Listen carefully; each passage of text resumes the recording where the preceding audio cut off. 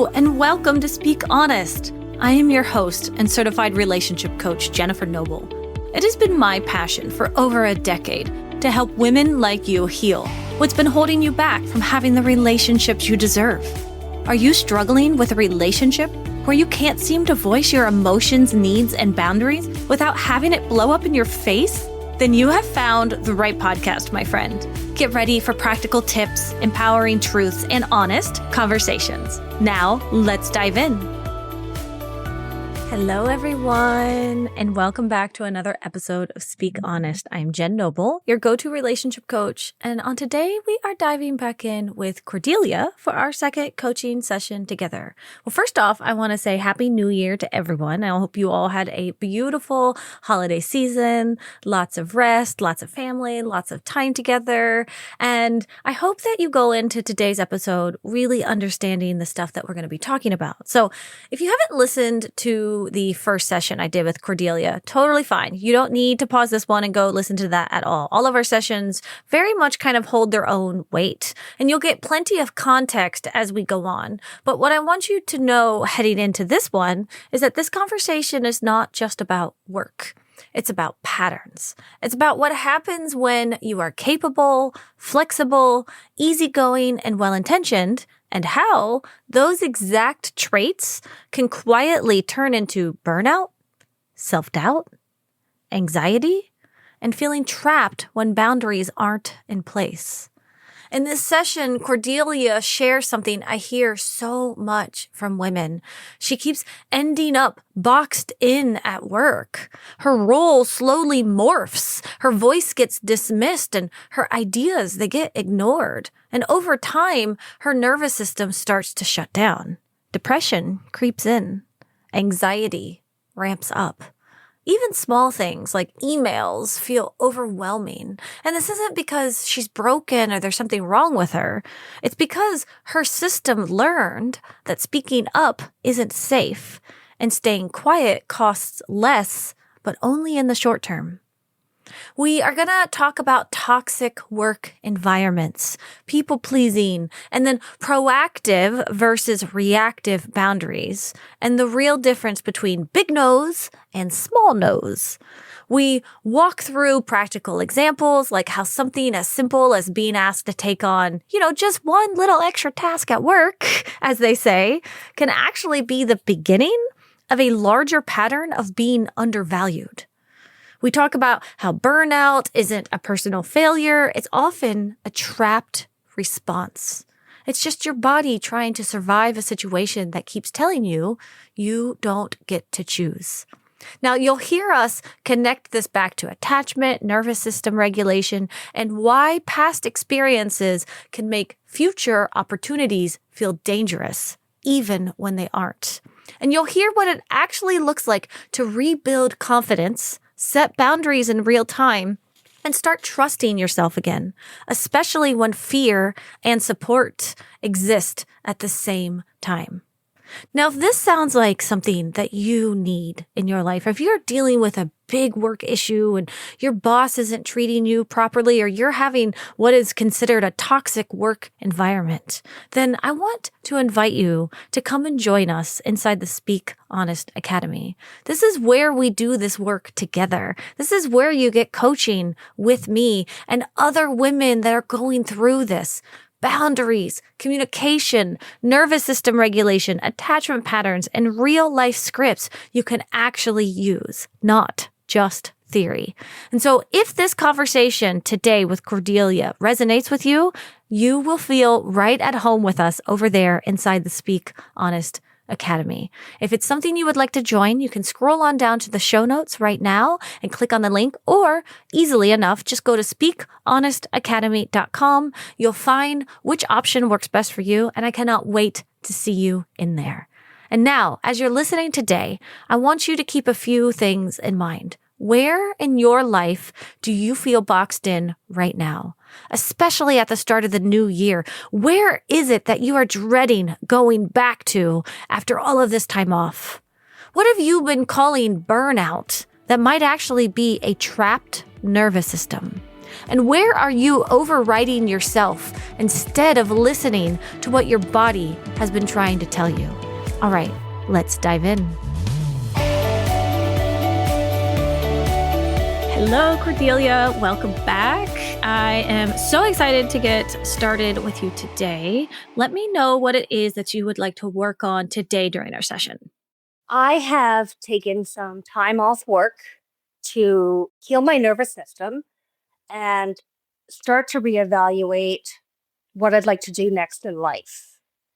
And a pattern I have been seeing is that I'll get into a job and things will go well for a while. And then somehow I get put into a little box. And I struggle with that because I don't know if it's just that I am easygoing and willing to help out where it's needed occasionally, or if people just kind of get wrapped up in their own head and their own lives and they're just like, yeah, you know what, whatever, like, just give it to her. It's difficult because I'm being ignored when I bring up things like there are these kinds of things that could make the workplace more efficient, or, as per our last conversation, this is where my role was going to go and it doesn't seem like it's going to happen. And each time I just keep getting dismissed in various ways. Yeah. So I hear you really saying that you want to start figuring out how can you move forward in a job when your past patterns have showed that as soon as you get a job, you're just going to be boxed in again. You're going to be required to do things you don't want to do. You're going to have to work for an inefficient workplace. And the times that you do have concerns or the times you speak up, you're getting dismissed. Is that right? Correct. Yeah. Yes. And so tell me about the cost of that for you. So tell me about how does that affect you in your job? What do you do later, essentially? Like when this happens, when you get boxed in, what happens? Hindsight, obviously, now that I'm starting to really see the pattern, and it's happened several times, I inadvertently fall into a depressive state and I sleep a lot or I get super anxious. And then there's times where everything bothers me, even something as simple as an email about the parking spot. It's as if that is like heightened more than it should be. This makes total sense to me because the way you said boxed in, what I'm hearing is I'm trapped. Would that resonate? Yes. Yeah. And what's happening with a big trapped wound, a lot of times people feel this is burnout. Like burnout is essentially almost a big attachment wound around I am trapped, right? Like I have to do all of this stuff or else either it doesn't get done or I'm going to lose my job or people won't respect me or insert other wounding here. And so it makes total sense that even an email comes up. I don't know about you, but I see this in people. It's like they physically fear opening up their email when they get there in the morning at work because they're afraid it's going to be some other big thing or they've done something wrong or something is happening. Does that track? Correct. Yeah. Okay. All right. So we need to start setting strategies into place that when you go into your next new job, you're going to be able to be a boundary boss, right? You are going to be the queen of standing up for yourself, speaking up for yourself, setting boundaries and saying no over and over and over again. Because unfortunately, companies, they do just push too much on us. They do. The unfortunate truth is that's never going to end. They will always be like, oh, go let Cordelia do it. She'll do it. And if we as humans allow that to happen, then we do get boxed in. And now I'm not saying that you allow that to happen like it's your fault or anything like that, but those people-pleasing mechanisms in us, those fears inside of us, those attachment wounds that you had back then, right before you and I met, it makes total sense. But now we're going to have new tools and you're going to be rewiring your system moving forward. So when that happens, because it inevitably will, we'll be able to handle it in the moment. How does that sound? I love the idea of it. And I think just based on certain experiences, perhaps to touch on random examples on how to handle, which could help perhaps deal with some of the boundaries, like such as, oh, can you take on making sure that the gym has water? Well, how do I say no to that? I don't think that's a big no. Okay, great. But that, right? Oh, great. Can we stop down right here? Yeah. Okay. That's why I wanted to bring up an example. Yes, I love that one. Perfect example. Because what I heard you say was, that's not a big no. I don't want us to set big no's. I want us to set little no's. Those are what, remember when we've talked about this before, when we talk about the difference between proactive and reactive boundaries? Yes. Proactive boundaries are all those tiny little no's that we need to set. When they say, hey, could you go refill the water in the bathroom? Or whatever, is that what it was? Like they wanted me to take on the responsibility of making sure that the big water bottles, that there was always an inventory of bottles in the gym. So like if one was empty, make sure that I got somebody to bring one up. Perfect. So in that situation, you're going to ask yourself, is this something that is in your scope of work? Like, is this what you were hired to do? No, what it was just adding things. They were just trying to give me things to do because they did not follow through with the job that they had originally were creating. So it was just finding things to do. Okay. So in this time, when they asked you to do the water bottles, or when they asked you to do the water bottles in the gym, did you feel like this is what you are being paid to do? Like, did you feel like, here's my questions. Here's how we figure this out. We ask ourselves, do we have the bandwidth to do this? Is this what I'm getting paid for? And is this what I want to be doing? So if we ask ourselves those three questions. So first off, did you have the time to do this? Did you have the bandwidth to do it? Like, because it sounded like you said they didn't have anything else for you to do. So could you do it? Yes. That's okay. Physically, yes. Like, yeah. But also time wise, because again, not knowing your job, I don't know if this is literally your job. Is it like an assistant job? Is it the person who keeps track of inventory? Do you usually do manual labor? Like, because not necessarily knowing what you do, right? It's tough to know. Is this something you do? I mean, it was never part of any person's job scope before. It was just we need to build her job duties because obviously I wasn't being given the original job duties that were planned. So they're just kind of adding things. Is it difficult? No, it's just walking to the gym and see what's going on with the water. And then I get warehouse to bring up a bottle. Okay. So I'm still, even as we're talking, confused. Did you want to do it or not? Like, is this what you're paid to do? It wasn't what I was supposed to be doing. That's the problem. Okay, great. It was just being like, that's where some of my issues of the box in this particular situation come in. So in this situation, what is stopping us from saying, oh, hey, this isn't actually what I'm supposed to be doing. Can you guys find something else for me? Highly likely, I would have been told that falls under other duties as required. Okay. So then in that case, you'd be like, okay, great. Can I get a list of what other duties are? Right. Do you see what we're doing? We're asking more questions because if we say yes to anything that is that they do, then we become known as the person at work that'll just do anything. So we have to start setting these small boundaries here. And then if we signed up for a job, so again, let's say you signed up to be a receptionist at a company, but then all of a sudden they want you to start lifting water bottles into the thing. We could say like, hey, I was really hired in order to be behind the desk. This is what I'm best at. So if we can go ahead and find me some jobs here, that would be great. Like, this is how we start setting those boundaries. And if in the end you got hired for a job and they're like, well, we just don't have any hours for you here at the receptionist, then it's sounding to me like it's just not the right job for you. Yes. Okay. So in that regards as well, let's not mistake leaving a job as, well, I just had anxiety and so I needed to leave the job and my mental health was messed up and so this is going to happen again. It just sounds like your past job wasn't very good at what they did. Correct. They were not very good at what they did. The job before, I remember it had nothing to do with me. It was more things that were out of my control. And it was letting down the customers and making my job more difficult. And when I would bring it up with said management, they just talked in circles because they didn't want to admit their wrongdoing. Right. Is what that one was. Mm-hmm, mm-hmm. And eventually I was like, I can't do this because it's making my job more difficult and frustrating. And then I'm letting down all the customers. The ripple effect was just not fair. And two choices, either sit there and continue or move on and try something new. Yeah. So I did. Yeah. So it sounds like you're good. So tell me what's preventing us from, because one of the things I know that we're working on is going and getting another job. So in my idea, as we're sitting here talking, you're going to be fine moving forward.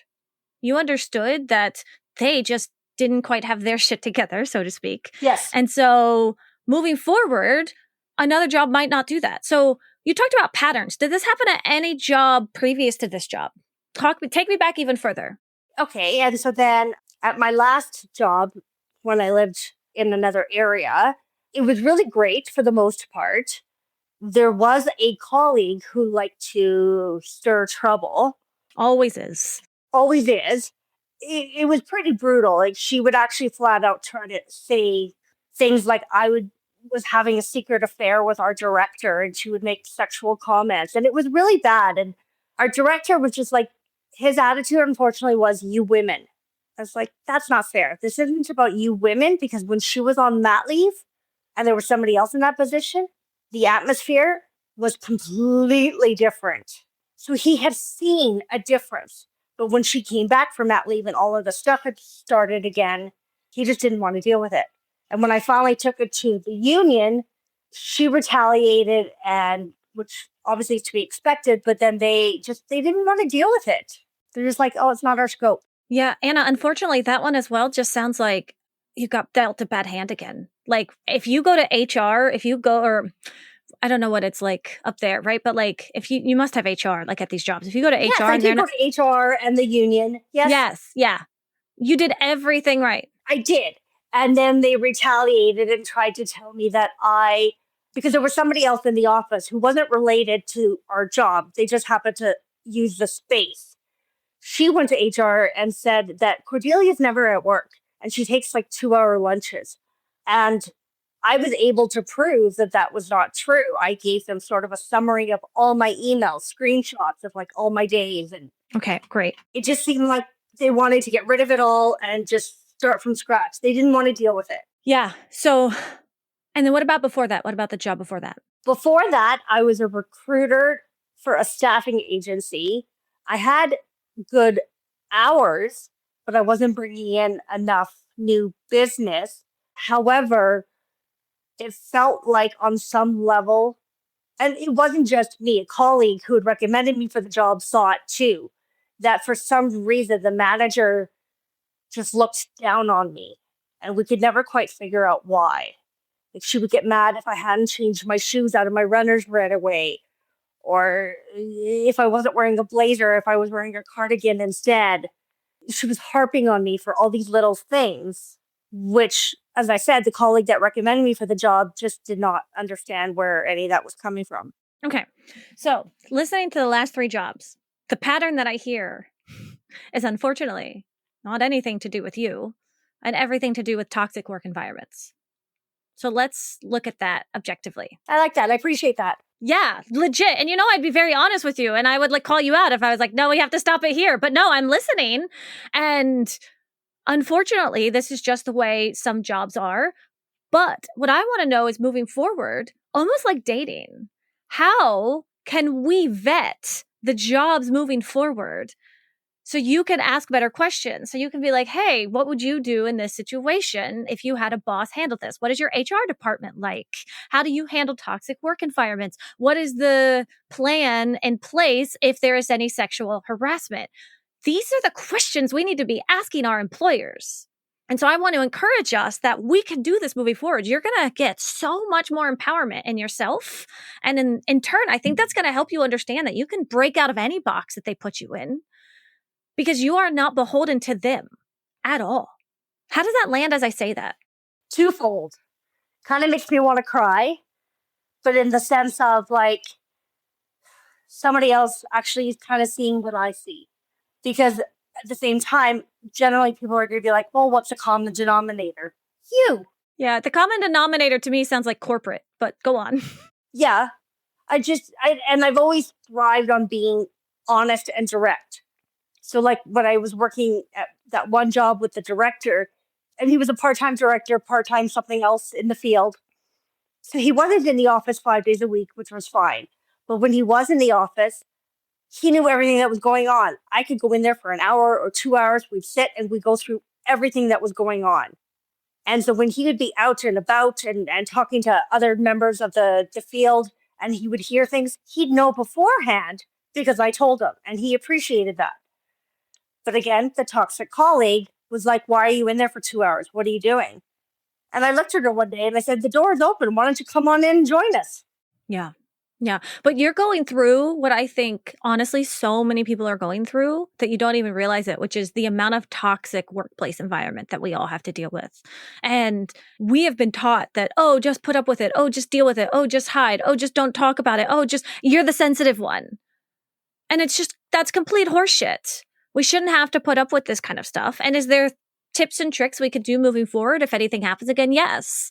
But I think moving forward, let's first get you in that job so we can see what problems we're going to have. And then let's adapt accordingly. So behind us in the past, there was just so much toxicity thrown at you that given where you were back then, because you and I weren't even working together back then, all of that stuff, this is years ago, decades ago, given the situations, the attachment style you have, the family life you grew up with, everything that we know about, it makes sense that this would feel so heavy and hard. It does. And we don't even need to go back and fix any of these situations because honestly, most of those people are just freaking dickheads. They just are. And I'm sorry that you had to deal with that. You actually triggered something. It's a good thing though. Like off and on, I've like had issues in my career, whatever. And you're right. Like the reception jobs, they try to tackle other things. Long time ago, doesn't matter. But I would say the last like 15 years, so I guess like the last 4 jobs, there has been something. And it just kept building and building and building. That I know when I moved back to where I am now, 9 years ago, I was already feeling burnt out from the previous 2 jobs. Here we are, 2 more jobs, because obviously I didn't heal and I didn't understand burnout or nervous system. 2 more happened, and now the mountain got bigger, which is where I am now, working with you to break down that mountain and build up the confidence to speak better and be aware better. If we stick on with that analogy, you were hiking incredibly rough mountaintops before you even understood how to hike. You were thrown into mountains without any help, any packages, any bags, any walking sticks, and you were just told and gaslit and invalidated and dismissed to be told, well, you should just already know what to do. And that's just not fair. And so what I don't want us to see happen is what I don't want you to think is this. I don't want you to look forward and see those same mountains. Because here's why. We don't know at your next job if there's even going to be those mountaintops or not. So that's our first step is I want us to regulate our nervous system enough to understand that the path forward isn't necessarily going to look like the path behind us. Now it might, and there might still be some. But the difference is going to be, and this is how we teach our nervous system. This is how we help that big heaviness that lands in you. And we say to it, this time is going to be different because now I have a backpack and I have, like a canteen of water and I have hiking boots and I have a hiking stick and I have a Sherpa. Let me be your Sherpa. You have help now in order to get there. And I say this because I know that your body doesn't want to go apply for more jobs because it thinks if it does, it's going to be stuck back in where it was. Is that resonating? Absolutely. Yeah. And so I need us to get to that space of applying for those jobs. So then in those moments when that big feeling comes up, all that is again, it's just the nervous system remembering all the past times when those companies were terrible to you. And now you're going to tell that, hey, this time we're quitting faster. If this happens, if one person even remotely tries to make a sexual innuendo towards me and my boss, I'm out. I'm done, or I'm going straight to HR, or I'm filing. That's the empowerment we're looking for. If a boss is talking to you and is like, hey, Cordelia, we noticed that you've been clocking out at 5:00 and we really would like you to stay till 6. And you're like, well, my hours say that I'm done at 5. And they're like, yeah, well, here at this company, we have a team environment where we all stay till 6. And you'd be like, great. Will you be adjusting my salary then to adjust for that? And they're like, what? No, that's not how we are here. And it's like, okay, well, my hours say till 5, so that's what I'll be doing. And if they're like, well, that doesn't really work for us, you're like, yeah, I really don't want to work for a company that makes their employees do more than they pay them to do. Thank you for telling me that. And then we're out. Because if you start a job and a month later you quit, so what? At least you started. Yes. That's what I want to teach your body right now, that you are in full control. As I say that, what's going on inside of your body? A little bit of heaviness in the chest, but it's not that brick or concrete wall that we always talk about. It's just a little bit of heaviness. Can we check in with that heaviness? Give it some attention? And I think it's just having mixed feelings between fear, but not just I hear you, but like I physically hear you. Like I feel supported. So when I say I hear you, that's why I wanted to clarify. It's not just okay, yeah, you said it good. I feel like my body hears you. It's like you've absorbed it. Yeah, that's a really great way to put it. Yeah. It was you. You were the way you were like using your hands. It looked like you were like absorbing. So you say there's this part of you that feels supported, and there's also this part of you that feels fear. Talk me through the fear. I guess because, I'm pretty easygoing and I'm flexible, that gets taken advantage of sometimes. Perfect. Because of your flexibility and your easygoingness, your fear is that it will be taken advantage of. So let's make sure that doesn't happen. Perfect. That is so incredibly clear that that's exactly what we can work on. Because you get to be flexible and easygoing at your pace. So if someone comes in and says, "Hey, Cordelia, can you go and run this water bottle over there?"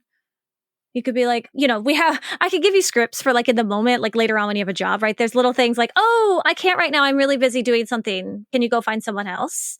Right? We have like ways of like redirecting, bypassing, kind of shifting, like things like that. And then if it becomes a constant problem, then that's when we go to the higher, ups, usually as it goes to our boss. If we have one-on-ones and we'd say, "Hey, I've noticed that I've been asked to do stuff that isn't usually in my scope of work. Is this something that normally happens here?" This is like, right, what we're doing is we're collecting information. You know how I talk a lot about how in relationships, when stuff is happening, we process it, we package it, and we put it up on a shelf for later? That's what we want to be doing each and every time moving forward. So somebody comes to you and does something you don't like, we're just going to process it. So, right, we go through the method, we go through the situation, the feelings, what attachment wound is going on, what do we need, what boundaries do we need to communicate? Do all of that we do in the program, process it, package it, put it up on the shelf. And if it happens 3 times or more, or a boss comes to you and says, "Hey, Cordelia, how are things going lately?" You'd be like, "Great, thank you for asking. Actually, there's this one situation that keeps happening that I'd like to touch on." And now you get to do it with secureness, with confidence, with communication, and you know that you're not stuck. Is that making sense? Yep. Perfect. All right. So tell me, moving forward, what do we want to work on this week as we're wrapping up in terms of getting you to that place you want to go? I need to amp up my job search. Okay. Perfect. How can we do that? So last week, I sort of had a network reconnect with an old colleague that I worked with, and he was treated poorly as well at this last company. And it always bothered me how he got treated. He is now in an amazing position. And I was just like, I admire you. Like, you took whatever job you could find afterwards, but you didn't stay stagnant. You kept yourself moving forward till you found something that really brought you joy. And I asked him, like, well, is it because of your contacts in the industry? Like, how did you end up here? He goes, LinkedIn. Just keep on following companies, talking to various people when you see job postings on LinkedIn. And that's the forum was for. It is for job hunting. It is for sharing awareness of companies. It can be a great tool. Great. I had already done my resume, so that part is all good. Okay. Perfect. Do you have a LinkedIn right now? Yes, I've had it for like 20 years. Oh, okay. Perfect. Does it need to be updated or anything? Like, what's our next step then for LinkedIn? This is where I guess I'm a little sort of unsure, uncomfortable, but he gave some really great advice. He said, when you see a job you like, this part I'm aware of, like, do you know anybody at that company? But if not, he said, don't hesitate to reach out to somebody in that company and just say, I saw this posting, like, what can you tell me about this company? That's great. That part I'm a little uncomfortable with it. Okay. Talk me through that. What makes you uncomfortable? Oh, it just feels like you're walking up to a stranger for like out of the blue. I mean, essentially it is, but tell me why that's uncomfortable. You know what? I actually don't really know. It just feels weird. Okay, great. Then let's work through that. That feeling that it's weird. Let's start understanding it. Try it. Send out an email. Check in with your body. Yeah. How do you feel? What are you making it mean? What do you need right now for relief? Is there anything you need to be communicating to yourself or to anyone else? Probably not in that situation, but like, that's the step. So we always do it. So let's look into it. You're right. The weirdness is, if I can take a wild guess, I'd say you don't want to be a burden. You don't want to be annoying. You don't want to like bother someone.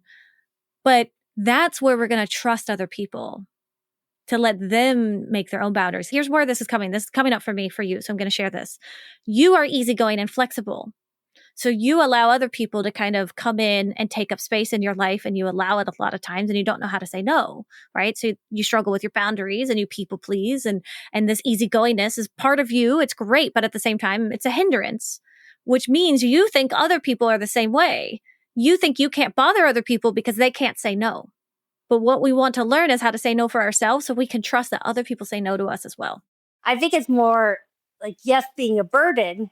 I think it's more like the rejection, like if they don't respond or they don't give any insight. Oh, okay, perfect. So let's do one. And then if it happens, come in, we'll talk next week and be like, okay, Jen, I sent a letter. I've sent like 5 LinkedIn things to people. No one has responded.